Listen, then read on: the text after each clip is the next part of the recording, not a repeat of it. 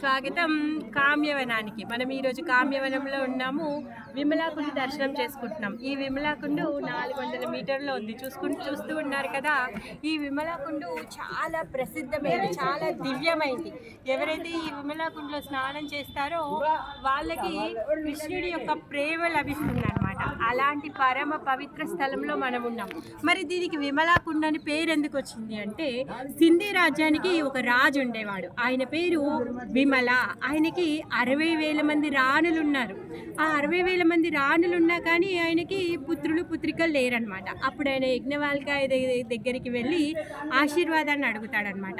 యజ్ఞవాల్కాయ ఆశీర్వాదం వలన ఆయనకి 1,00,00,000 మంది అమ్మాయిలు పుత్రిక రత్నికలని తను పొందుతాడనమాట. మరి ఈ 1,00,00,000 మంది ఎవరు అంటే అయోధ్యలో ఉన్నటువంటి అయోధ్య వాసినులు. వీళ్ళందరూ కూడా రాముడిని చూసి రాముడిని భర్తగా వరించినటువంటి కన్యలు అనమాట.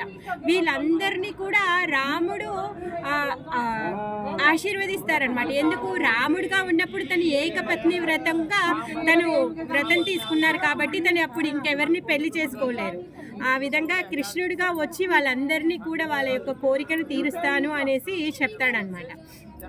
ఆ విధంగా కృష్ణుడు వచ్చి ఈ విమల రాజు యొక్క పుత్రికలందరినీ కూడా తను పెళ్లి చేసుకుంటాడు. పెళ్లి చేసుకున్న తర్వాత కామ్యవనానికి ఇక్కడికి తీసుకొని వచ్చి వాళ్ళందరితో రాస నృత్యం చేస్తాడు.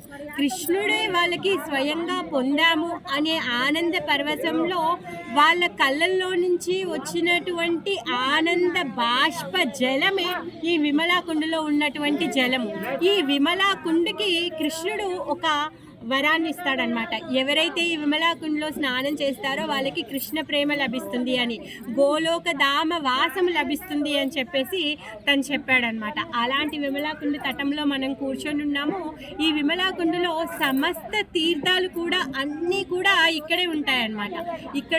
ఇక్కడ దర్శన, స్పర్శన, ఆచమన, స్నాన అన్నింటికి ఆయన అదే ఫలితాన్ని ఇస్తున్నారు. సో అందరికీ కృష్ణుడి యొక్క ప్రేమ లభించాలని ప్రార్థిస్తూ కామ్యవనం నుంచి మీ అందరి కోసం నేను ప్రార్థిస్తూ ఉన్నాను. హరే కృష్ణ, హరే కృష్ణ, కృష్ణ కృష్ణ హరే